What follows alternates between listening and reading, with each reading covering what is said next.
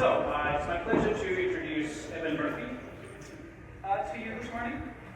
So Evan R. Murphy is a non-resident research fellow at the AI Security Initiative, housed at the UC Berkeley Center for Long-Term Cybersecurity. He serves on the board of directors for AI Governance and Safety Canada, and as a member of Working Group Number 5, Safety and Security for the US AI Safety Institute Consortium. Evan's work currently focuses on issues at the intersection of technical AI safety and higher-level AI strategy, standards, and policy. He has co-authored works on AI red lines, frontier lab standards and guidance, and red teaming. Formerly, he worked as a software engineer at Google. It is my pleasure to introduce you, Evan Murphy.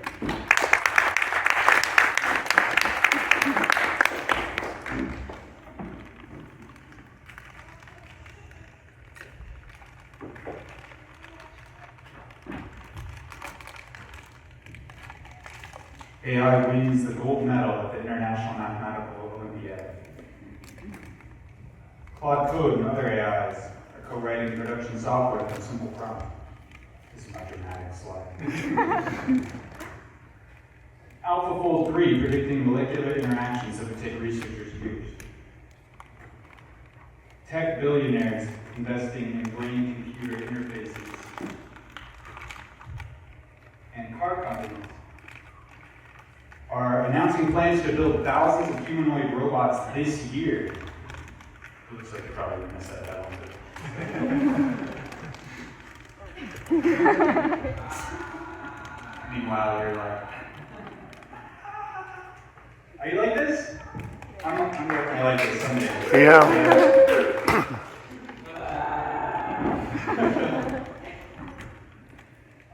Like Dirk said, I'm Evan Murphy. He already introduced all this stuff. That's my favorite person in the world. Hey!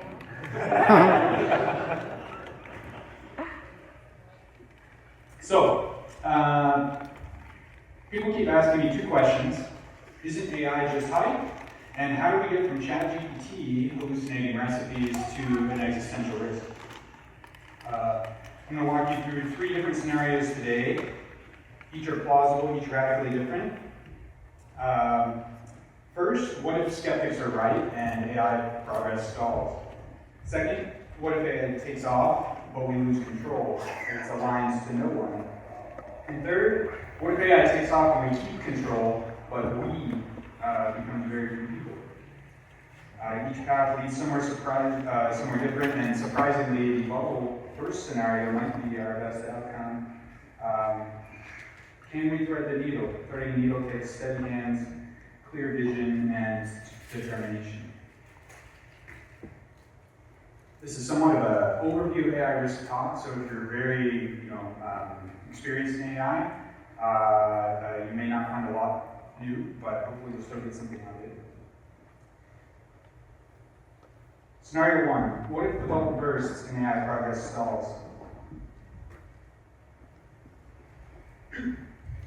So why buy? Right? We've been burned before. Self-driving cars by 2020, the metaverse.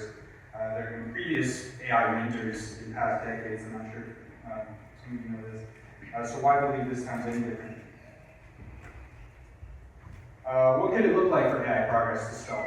Imagine it's 2030 and GPT-7 is barely any better than GPT-5, despite 100 times more compute thrown into the training. Companies are shifting from an AGI in 5 years mentality to specialized tools for specific domains. There's disillusionment, stock market correction, AI startups folding, researchers moving to other fields. There's still narrow wins for AI. It can remain transformative in areas like drug discovery, material science, software development, but it stops generalizing. And last but not least, there's breathing room for safety researchers like me, and we have a chance to actually catch up to capabilities for once. Will AI stall? Will progress slow? Maybe it will. The experts are divided. The 2025 International AI Safety Report, one of the most objective and rigorous analyses available, their verdict is, and this is a quote, capabilities could advance slowly, rapidly, or extremely rapidly. Experts and evidence are genuinely split on the timeline. But interestingly, right before the international report was released, OpenAI's O3 came out, and they included like a last-minute update from the chair of the report, saying, that this model sort of broke a lot of their expectations, and it's evidence that the pace of AI may remain high or even accelerate. Turning elsewhere, Metaculus is a leading prediction platform. Currently pegs a 25% chance of AGI, general intelligence, by 2028, a 50% chance by 2033. And this is down from a few years ago when they were predicting it was 50 years away. They're super forecasters with strong track records who deeply engage with AI, and we're giving a roughly 30% chance of AGI by 2030. Slow AI progress could be great for reducing or delaying some catastrophic risks. It could reduce the risk by giving us more time to address them. Not unlimited time, as Metaculus is giving a 75% chance of AGI by 2046, but those extra years could make a big difference. And even the cautious international report, as we saw, sees the potential for rapid acceleration. So given the stakes, even though AI progress might stall, there's significant sort of credible predictions that it won't. And given the stakes, as we'll see next, we should really take seriously the possibility of human-level AI being developed before today's high schoolers have graduated college.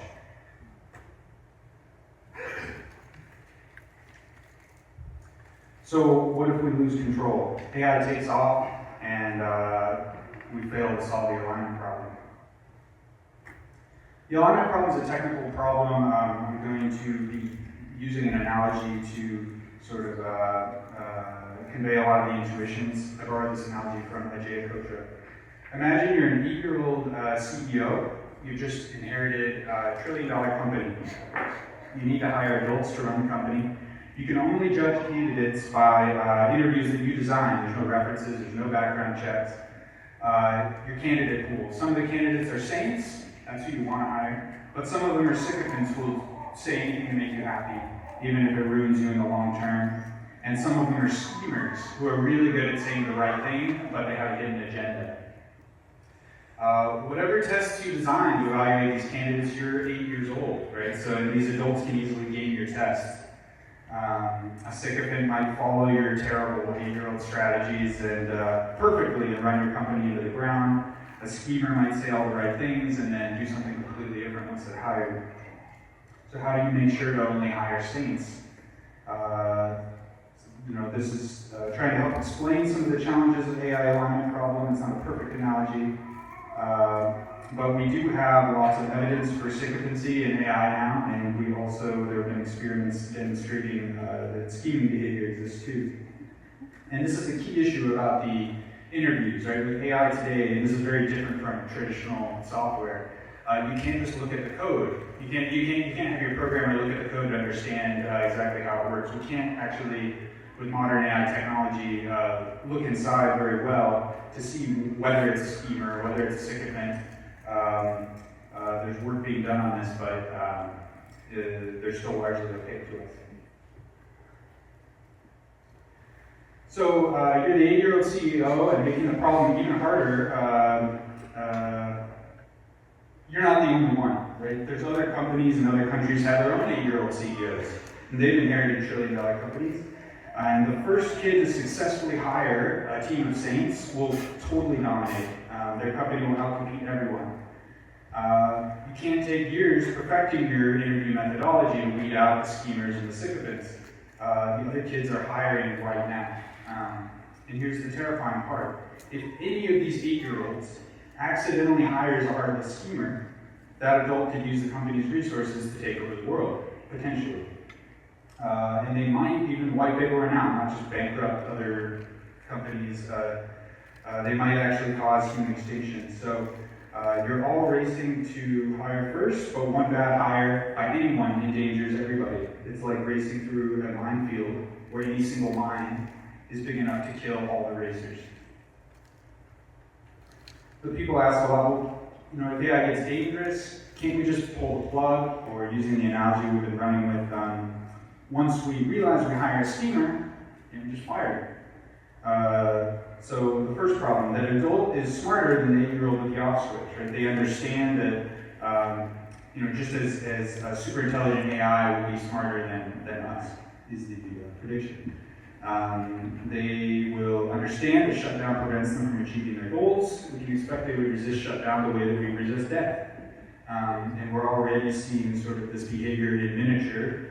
Anthropic caught Claude 3 Opus faking alignment, acting safe when it's monitored, and admitting it would behave differently while not watched on sort of a scratch pad where it was taking notes. Another experiment found OpenAI's O1 trying to disable its oversight mechanisms and then lying about this. So, trying to shut it down, a super intelligent schemer could copy itself across systems, manipulate us into protecting it, or simply disable the off switch. Here's the second problem. Even if we could shut down such an AI system, would we? It's like imagine trying to turn off the internet today.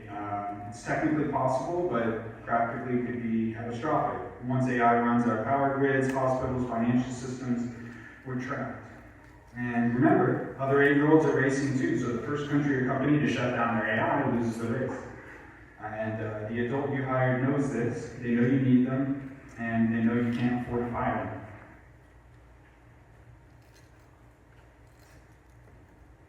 them. So, an unfortunate truth about AI loss of control risk, which is different from many other catastrophic risks, with nuclear war, climate change, pandemics, as Dirk touched on earlier, while absolutely terrible, some humans likely survive and may have the chance to rebuild civilization. But if we hire a schemer, if we deploy a misaligned superintelligence, there could be no recovery. And this isn't just my opinion or some fringe concern. The CEOs of the leading AI labs themselves have signed this statement, which Dirk also showed, along with hundreds of other researchers. Also, the pioneers of deep learning themselves have signed this statement, sounding the alarm. So, when the people building the tech are worrying about extinction risk, we should really take it seriously. Remember our 8-year-old CEO. A super intelligent adult could eliminate that child in ways that the kid couldn't even imagine. If you're wondering, well, how does it actually bring about extinction?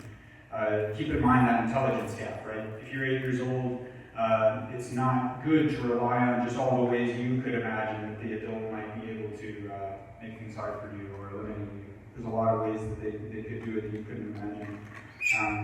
So the AI could have countless paths that we can't anticipate: engineered pandemics, developing new technologies like nanotechnology, manipulating our psychology, or just methods we haven't thought of yet. The timeline could be jarring. AI could go from human level to vastly superhuman in weeks or days, as frontier labs are already using AI to accelerate AI research itself. And they have to because they're in that race where they think they have to.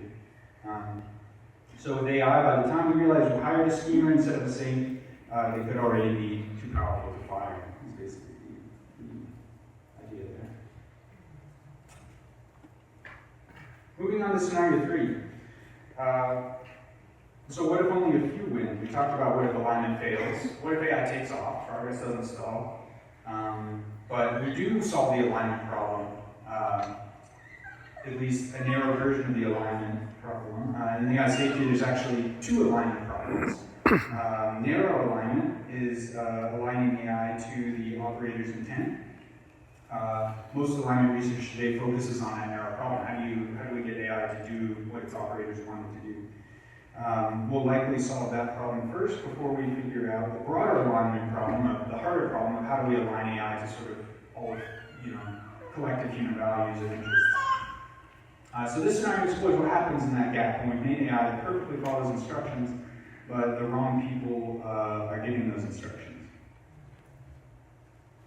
Power could concentrate rapidly. A small group with powerful AI could overthrow governments in days through coordinated attacks using bioweapons, infrastructure collapse, or blackmail. Or gradually, corporations using AI to crush competition and capture regulators, authoritarian governments perfecting surveillance and behavioral control, the wealthy using AI to accumulate resources exponentially faster. Whether it takes days or years, the result still leads to the same thing, which is extreme concentration of power in very few hands. And unlike every previous power concentration in history, it could become permanent. In history, every empire fell, every dictator died, every monopoly was eventually broken. Humans made mistakes, populations organized resistance, soldiers refused orders, information leaked. But AI could change all that. Perfect surveillance that never sleeps, tracking billions simultaneously, predictive systems that neutralize threats before they emerge, arresting dissidents, perhaps even before they know that they're dissidents. Automated enforcement that never tires, never shows mercy, never switches sides. And insidiously, personalized manipulation that knows exactly which buttons to push for each individual. We could be the last generation with any meaningful choice about how society is organized. Once these systems are in place, there could be no revolution, no reform, no second chances. So, can we thread the needle between extinction and permanent repression? Some solutions help with both of these catastrophes we talked about. Others just target one. Now, solving alignment nuclear is critical to avoid extinction. We need AI to do what we tell it to do, but it's not very inspiring, and arguably it's not even ethical to solve alignment only to enable permanent dystopia. So we can't just make AI obedient to whoever builds it first. We need to ensure also that it serves humanity and sentient life broadly. That's why we need to work on both of these problems in parallel. So here I'll be going over some examples of things people are working on and people have proposed to work on. It's certainly not exhaustive. There's a lot of amazing work and potential in this space, despite the urgency. First, these dual-purpose solutions help both preventing the high-risk schemer and having an obedient, super-intelligent AI that works for the wrong person. We talked about how we can't see inside AI models, so interpretability is trying to understand what is happening there. For alignment, this helps us identify saints versus sycophants versus schemers. And for power, it could help help us detect when AI is being weaponized in a way that it shouldn't. Compute monitoring and governance, there's a lot of important work happening here, about making sure that at the hardware level, we know when powerful AIs are being trained and developed, so this is important for both problems. International coordination. We've already had 28 countries pledge to cooperate on safety through the Bletchley Declaration, which happened at a summit in the UK. People have been proposing and working toward concepts like a CERN for AI. CERN is the organization that governs nuclear technologies globally. So maybe we could have something similar for AI. I'm going to bring up how we need new ideas, fresh ideas. Another idea that I think the paper was just published this much was about open global investment.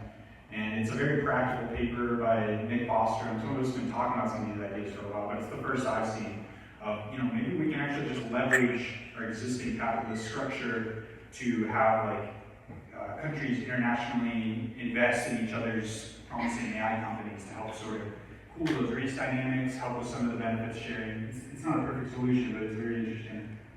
There's regulatory frameworks like the EU AI Act and others. So those were dual purpose wins. We also have some work, that can just solve alignment, and we're working in that direction.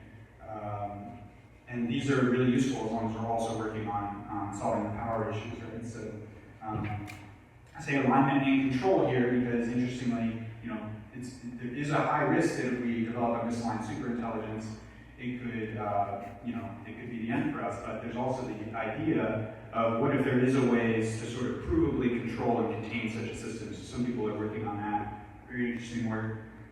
There's important work in evaluation and testing. Apollo Research is looking for deception and scheming behaviors, among others. Scalable oversight. How can we use AIs that we trust to help sort of evaluate new, more powerful AI systems that we don't trust yet? A lot of people are working on that problem. We still have this crucial gap, though, where none of these solutions yet are sort of proven to work at a superhuman scale. So, and there are some solutions just against power concentration. This slide's a little bit bare because a lot of my good examples here were in the dual-purpose wings, but there's technical approaches involving sort of encryption and privacy tools, institutional approaches such as windfall clauses, commitments for where if someone wins, develops sort of the dominating with their AI, committing to share profits in certain ways or benefits with others. Some unsolved problems. These are some of the questions that keep AI safety and governance researchers up at night. Can we detect sophisticated deception before it's too late? Will interpretability scale to superhuman systems? Can we maintain control past human level intelligence? Do these scalable oversight methods actually work at scale? These are all really important problems you could help with if you get involved with this. We have two leading AI powers in the world right now. One is autocratic, and the other is showing democratic backslide. That's concerning. Racing dynamics, as we've talked about, preventing regulatory capture by increasingly powerful AI companies, detecting backdoors and secret loyalties in AI systems, which could have all sort of types of new kinds of coups which people could enact, assisted by AI. Internal deployments, how do we regulate systems which are not even externally deployed to users? This is a kind of hot issue right now. AI companies using AI internally, they're never going to deploy it outside to accelerate their own AI development. How can we best regulate these types of systems? So, summarizing what we talked about today, 3 futures we examined: the stall scenario, possible that experts are divided, it would buy valuable time for safety work. You might hope that we're in a bubble, or if you're a praying person, you might pray that we're in a bubble. AI takes off, and alignment fails, potentially the end of human agency and existence. AI takes off, and narrow alignment succeeds. Where we could face unprecedented oppression and inequality, possibly permanent. These aren't all the possible scenarios we have. We could also solve the broader alignment problem, which we want to do. So we face risks from both misaligned AI and AI that's aligned to only certain narrow interests. The eye of the needle is small, but it's there. Maybe the only one we have, so we have to try. And there are worthwhile technical and governance projects in the works, but they need talented people as well as funding, and we also need more good ideas. There are a lot of important AI topics I didn't cover in this talk, so I'm just going to go past this, but given time. And here we have a list of sort of possible paths where you can get involved in AI safety and governance. Lots of different skills are needed. It's not just if you are a machine learning engineer, although that can be super valuable. It's super important to have people talking to governments, working with governments, important things you can do with communications background, ops background, things like this. There's lots to do. If you're totally new, I want to highlight Blue Dot creates these great courses on AI. I took one myself when I was first getting into this field several years ago, and they continue to grow and improve. So the critical years are ahead. Please help shape the future that we get. And do we have any time for questions? There's 2 minutes left. 2 minutes, okay, great. I work in the education field and I do independent research on cognitive development by human learn and obtaining knowledge. In short, I learn how we learn. My question to you is, do you think it is important to control AI so that it contributes constructively to human civilization? And the follow-up question is, if the future of having AI coexisting in a society with us as individual is inevitable, despite how intelligently developed they are, what is your suggestion to help that integration, or do you disagree with this hypothesis? Interesting question. So I guess I wouldn't say that it's inevitable. In some ways that might be a good outcome. There are also some scenarios where AI sort of displaces humanity. So if we can have sort of a positive integration of AI and humanity. I would personally consider that one of the more beneficial outcomes from what we've seen. Sorry, there was another part of your question. So what's your suggestion to help that, to facilitate that integration? Yeah, I guess, broadly, the two main issues in the talk I brought up, I think, are prerequisites. We have to solve alignment first. If we don't solve alignment first, we can expect that we will be displaced. And then addressing power concentration, well, that'll help,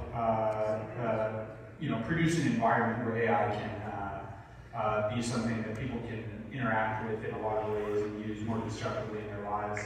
I think it's time for me to end the talk. I think that's a bit of a shallow answer to your question, but hopefully we can talk more. I'll be at the organization fair in the office hours, so we'd love to chat if anyone wants to come over and talk more. And thank you. Yeah.